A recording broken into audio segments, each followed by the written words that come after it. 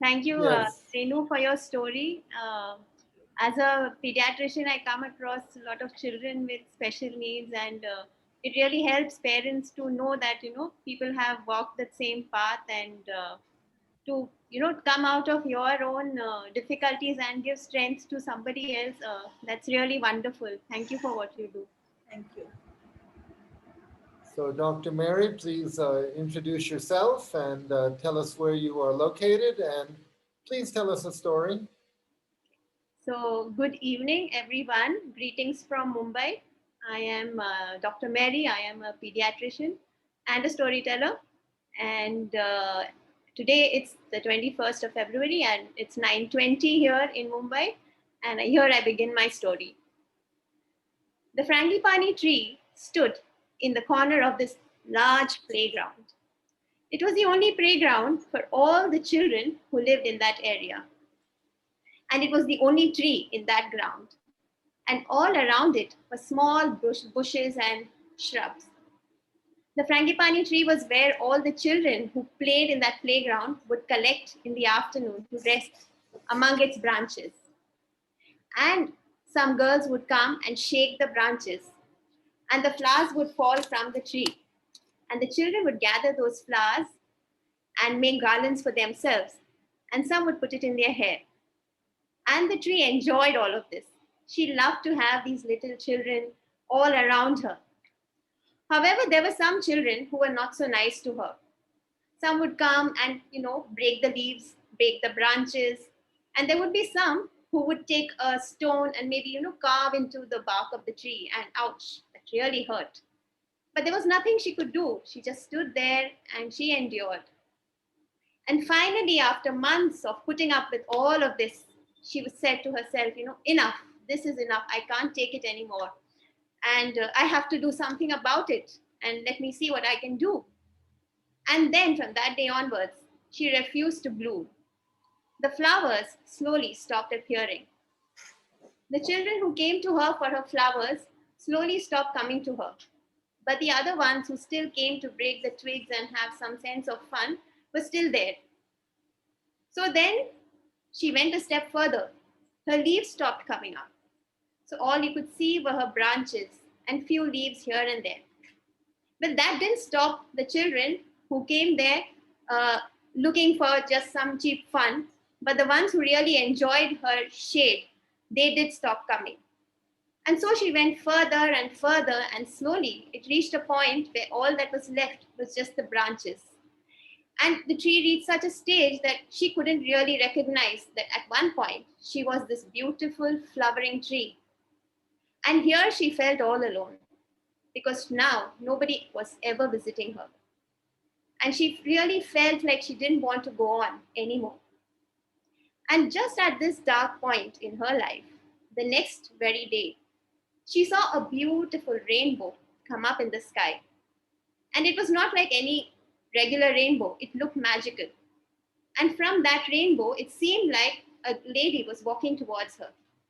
She was having red hair all the way up to her shoulders. She had a slight amused smile on her face.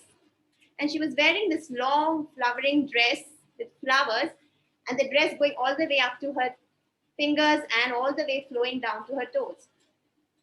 Now, the tree was not used to having any visitors for so long, and so she wondered, oh, why is she coming to me? What does she want from me? Anyway, the lady came, she looked at her, and then she walked away. The tree thought, phew, that was a close call. And so the next day, the lady returned. And this time, she came with something in her hand. And you guess what it was? It was a book. She got a book and she just sat down by the tree and she read it out. And that's it. And then she went back. And this lady came every day, every single day in the afternoon. She would come, she would sit by the tree, she would read her book, and sometimes she would read passages so loudly that the tree also began to enjoy her company. So somewhere she really enjoyed waiting for this lady's coming, and also somewhere in her heart she was a bit wary. What if she wants something from me? What if she also wants to hurt me?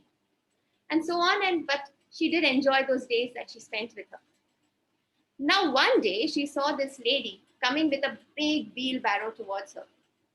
And now she was worried. She was panic stricken. Oh, now I'm sure she's up to something. She's probably going to cut me down. And she walked closer to her and she saw a shovel inside. But the lady did something else. She took that shovel and dug a moat around her and put in some manure and some water and tended to her. The tree couldn't believe what was happening. Here there was someone who's just come just to take care of her. And she was really thankful to her. And then slowly she came to know that the lady was no other than Aura. And she was a fairy godmother for the trees and who took care of trees who were kind of losing their hope and wanting to get them back to their glory. But Aura still realized that the tree did not want to grow. She still refused to bloom. And in spite of putting in so much effort, so much love, she just couldn't understand what was stopping her from growing. So one day she just walked around the tree. She just felt its branches, its trunk. And just in that moment, as if by instinct, she just wrapped her arms around the tree and hugged it so tight. And the tree was so overwhelmed that if you've seen a tree weeping, that's what she did. She wept because of all the love and the support that she just received unconditionally. And then the tree spoke, I have been through times when people have hurt me, and I really don't want to go back there. So I'm okay, I'm fine where I am. Aura asked her, do you really think so? She said, yeah, I'm fine. Then Aura took a deep sigh and she said, okay, would you like to come with me? I can take you some other place. The frangipani tree thought and said, yeah, I could do with that. I'm done with this place. I could just go somewhere else and maybe, start a new life and something like that. So this was a fairy godmother. She was magical. So she could just transplant that tree from that playground where she was the only tree to a beautiful wooded place where she stood, put her next to a banyan tree. And now the frangipani tree thought, wow, I'm now among my people. So I feel safe. And this banyan tree, you know how a banyan tree is. It's got these intertwined roots and trunk with this big canopy of leaves and all those rootlets coming down. It was surely a very old and wise tree, and the frangipani thought that she could learn a thing or two from her. And she was really looking forward to that experience. Now, while she stood there and she observed the tree, she saw that there were a lot of people, a lot of birds who came to the tree. These birds came and built nests among the tree. There were little squirrels who would hide their nuts somewhere in the branches or the trunk of the tree. Also, there would be an odd fellow traveler who would come, who would rest for some time and then walk back. However, at some time, she did notice that there was this odd person who would come and, like pull at her branches and, break it or, break out the leaves. But she was so surprised that the tree just continued to give. Surely the tree has been around for longer. She's wiser, so she should know better. How can she just allow someone to do this to her? Thought the frangipani tree. And she kept thinking this in her mind, mulling over it. And the banyan tree was a wise one indeed. So she could sense that apprehension or the curiosity in the frangipani tree, and she asked her, do you want to say something to me? So the frangipani tree said, oh, no, nothing. Just, oh, go on, do go on. I think there's something on your mind. So the frangipani tree was a little reluctant and she said, oh, well, yes. I've observed that you've been here for so long and I see these children coming and hurting you. I mean, that must really hurt. How can you just keep on giving, in spite of all of that? So the banyan tree said, well, yes, that does hurt. It really does hurt. But you also see that other children who come and who play in my branches and the birds who come and sit in my tree, well, I really enjoy their company. So it would be a shame if I stopped giving just because of a few unpleasant souls who hurt me. Well, the frangipani tree was not happy because it brought back memories of how she had been hurt. And she just failed to understand that how the banyan tree could put up with it. The banyan tree realized the frangipani's hesitation. And she said to her, I realize, you must have been hurt and very truly so. You see these birds who live in my branches? There are days when the snake comes and, he eats up the eggs, and the birds do feel very sad about it. But that doesn't stop them from trying. I understand you've been hurt, and it's important for you to acknowledge, accept that hurt. Pause for a moment, accept that hurt, but also to love yourself and allow yourself to feel the way you do at that moment. Because unless you love yourself, you won't find it in yourself to give. And unless you give, you will not receive in abundance. The frangipani tree thought about whatever she'd said, but the banyan tree didn't stop at that, and she went on. When things start to go wrong, close your eyes and look deep inside. For there inside, you will find a song that your heart wants to sing. And that song will help you tide over troubles and sorrows that may step in your life. And the frangipani tree did just that. She closed her eyes and she took a deep breath and she looked inside. And while she was searching for that song, she could also see those memories that she had, in those days when she was still at the playground, where she used to find those little girls playing with her flowers, the little children resting on her, the odd person walking by and taking a nap. Sure, an odd, uncomfortable memory would pop in. But as she looked deeper, she realized what all she was missing because she had stopped giving and she had stopped receiving that love. And deep inside, she really wished that she could go back home at that moment. And after what seemed like a lifetime, she slowly opened her eyes. And in front of her stood the fairy godmother Aura. And Aura knew in an instant what the frangipani tree wanted. She wanted to go back home. And so she did. She took the frangipani tree and she went back to the ground where she was.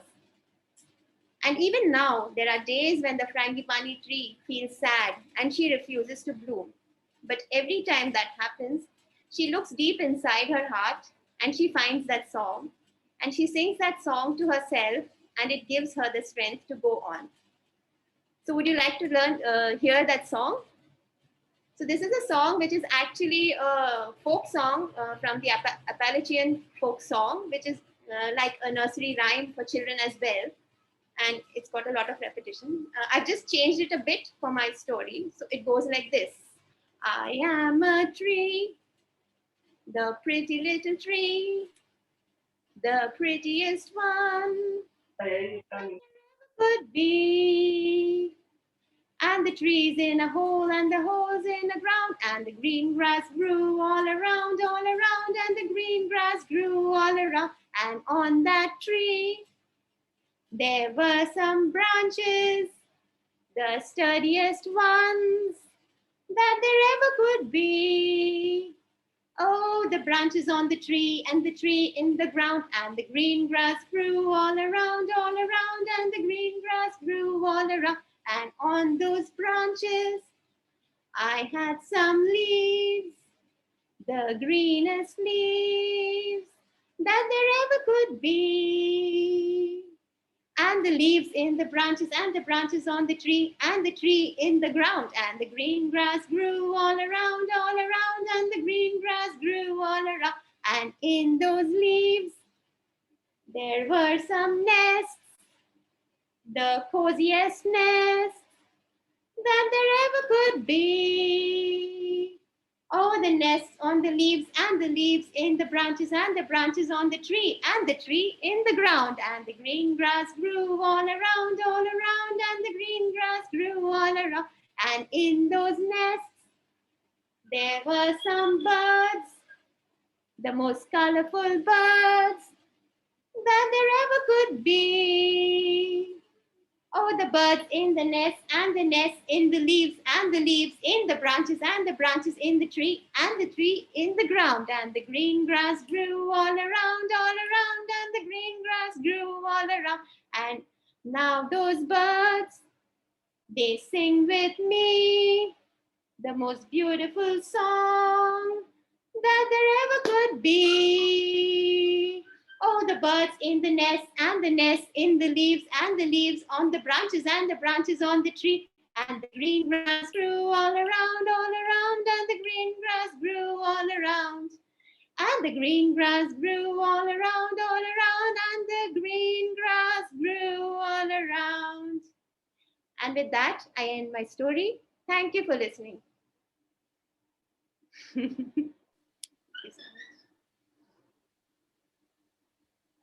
Anybody? Thoughts? Thank you so much, Mary, for that lovely gift of the story. Um, Along with looking within, that was really powerful. I also thought of the role of a mentor, a teacher in life to get perspective and, get that nudge also to look within and move ahead. And I love this song. It was so great singing, all of us. Thank you so Thank much, you. Mary. Thank you so much.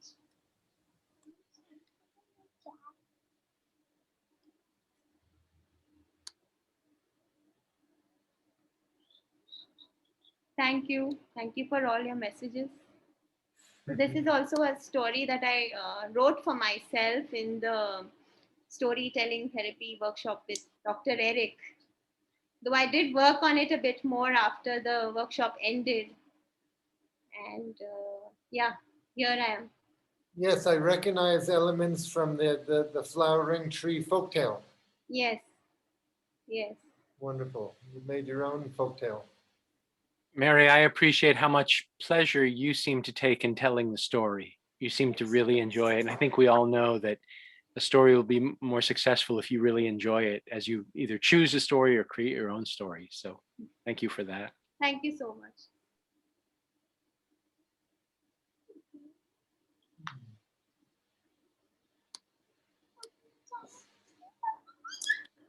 Okay. Thank you very much, Mary.